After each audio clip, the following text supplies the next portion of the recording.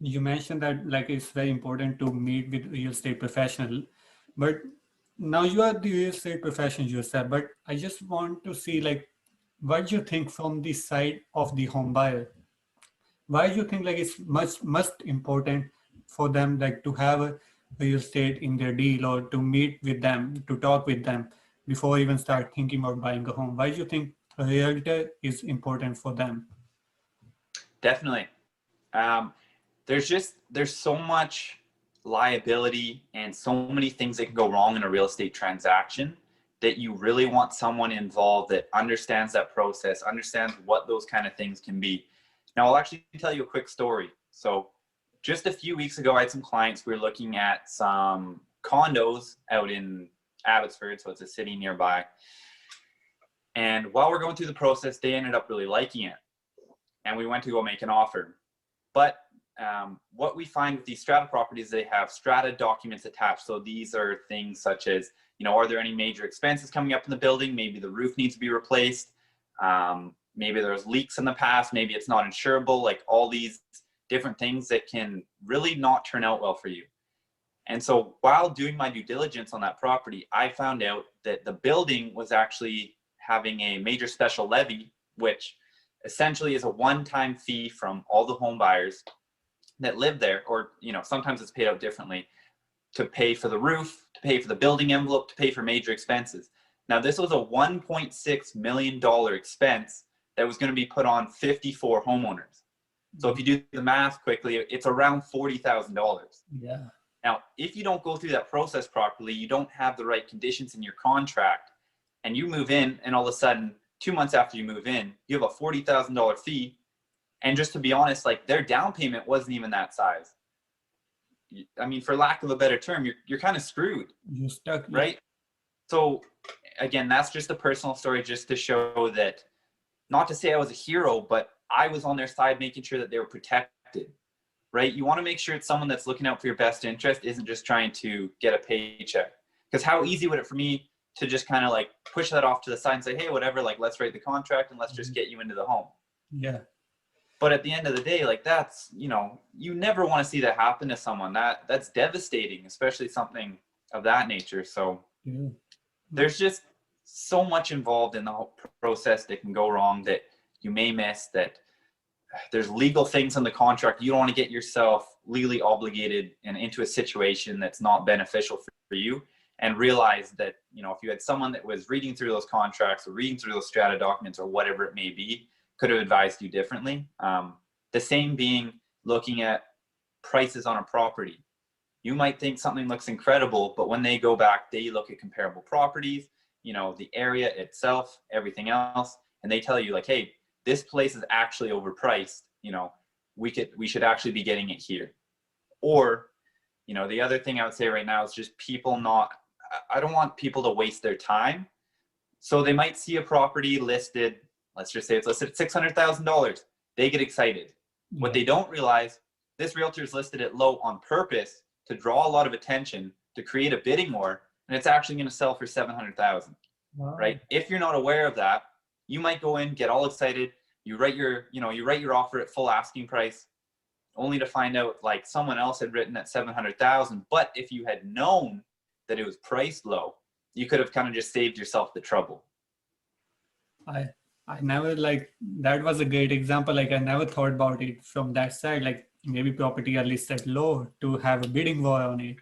So that's like interesting. And I also have a same opinion. Like you should always have like maybe someone professional reading through all the contacts or helping you through, right?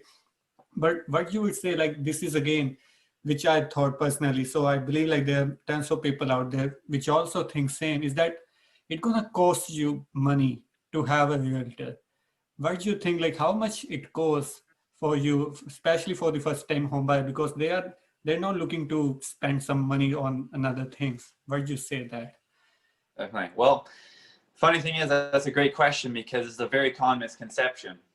And a lot of people think it costs a lot of money to have a buyer's agent or a realtor that helps you purchase a property, but it actually doesn't cost you anything. So the commission for both the buying agent and the selling agent are paid for by the home seller themselves. So it actually doesn't cost you a single thing, right? And many people aren't aware of this. And I think that's why they may be scared to, build that relationship with someone, because there's this expectation that they're going to have to pay X amount of dollars, but it doesn't actually cost them anything. So I can't recommend enough to have that professional on your side from the very start, as early as possible, to educate you, again, whether you're a year out or 2 weeks out, right? Like I always say, it doesn't cost you anything. There's no hourly fee, right? So get them involved in the process as early as possible. Now, the other thing I will say to touch on this is, if you're going to engage, a real estate professional, they don't get paid until that transaction's gone through. Mm-hmm.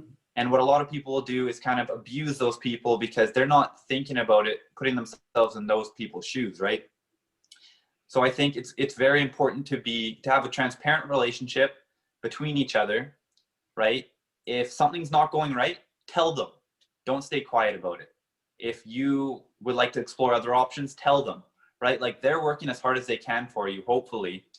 But they're not actually getting paid for that until the end transaction occurs. So it's just important to have a level of trust, to show loyalty, and just to be transparent with each other at the end of the day. Alex, I would be honest, this was the same thought I had, because when I started to looking, I still rent, but when I, just for my own fun, I started looking to buy a home, or maybe home prices. So I always thought I should do it by myself, because I don't want to pay some realtor, but I didn't know that it just don't cost you anything.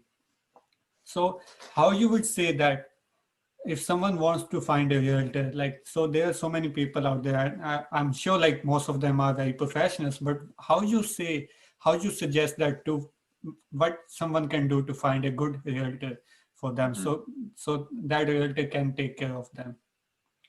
Definitely. I mean, there's many ways. Obviously, you can find people online, you can call different brokerages, but what I think is more important that I'm going to cover is what sorts of questions to ask them. Mm-hmm. So the first one being, are you full-time or part-time?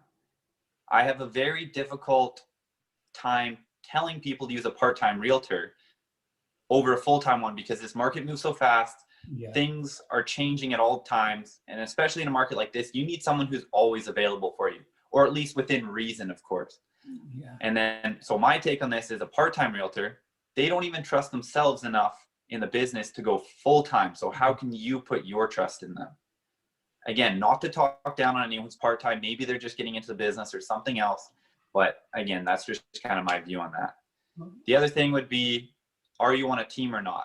And there's nothing wrong with being on a team, but you want to know, if you're talking to one person, is that who you're going to be dealing with, or are you going to be passed on to someone else? So there's two sides to this, is that a properly built team may have someone who actually is better than maybe the leader at their specific job. So just for instance, certain teams the leader, or the top person on that team, they might just be a listing agent. They just might list properties, but they may have a couple different buyer's agents. Maybe one specifically looks in Toronto, one is in Brampton, right? Yeah. Those people may actually have a higher level of knowledge in those specific areas than that leader. But there's the other side of the coin, is maybe the leader is just trying to flip off business to other people, and they're getting referral fee or whatever that may be. So it's important to ask those questions. Location is a huge thing. Where do you primarily work out of, right? There definitely can be a bit of variance, right? If you're around the GTA area, that's fantastic. But how far are they kind of stretching themselves, right? If they're an hour and a half, 2 hours away from where you'd like to buy, are they going to have the best level of knowledge versus someone that lives in the area or just operates out of that area? Yeah, I mean, there's definitely a lot of questions. You want to interview a couple of people always, kind of see who you mesh best with. It's also important that you're going to get along with them, because there's people that may be incredible in business, but for some reason you just aren't on the same page. You don't speak the same. When I say you don't speak the same language, I just mean that you communicate differently, right? It's very important to have a good relationship with that person, because if you're spending, multiple weeks or over a month, multiple hours talking to them, going to see properties, everything else, if you can't stand that person, no matter how good they are at what they do, it's probably not going to be an enjoyable experience. It's true, Alex. Like if we just think about it, like just buying a home, especially if you're a first-time buyer, it's gonna be one of your like biggest financial decisions you're gonna take in your life. So it's like always good to have someone on your side to take good care of you. So like thanks so much, Alex, like for giving us time. But before we end our conversation, what would you say? Like, what's the one and single only advice if you have to give to the listeners who are listening us on the podcast or maybe who are watching us on YouTube? What would be the one advice you would give to first-time home buyers in Canada? It would just be to start educating yourself early, no matter how far out you are, whether that's 5 years, 3 years, 2 years, just start to understand the home buying process, start to understand the sides of financing, talk to those professionals, find out where you are now, and just start to set those goals and create that roadmap for the future. Because the sooner you do that, the sooner you can reverse engineer that process, and the sooner you're going to get to that stage where you can purchase that first home. So I would say, if you have questions, feel free to reach out to me. If you want I have great realtor connections in your area, or if it's someone in my area, I'd be more than happy to help you. Awesome. And what's the best way to reach out to you, like on social media platform? Definitely. So my social media for Instagram would be at Dunbar Group. If you want to see my TikTok, it's at Dunbar Real Estate. You can visit my website, dunbarrealestategroup.ca. Or if you have any questions or concerns that you'd like to email me, alex@dunbargroup.ca. Thank you. Thank you so much, Alex, for giving your precious time on us. And thanks so much. I'm really sure this video is gonna really a valuable video for so many people out there. Thanks so much, Alex. No worries. Thank you so much, Harpreet, for having me on. Take care, brother. Thank you.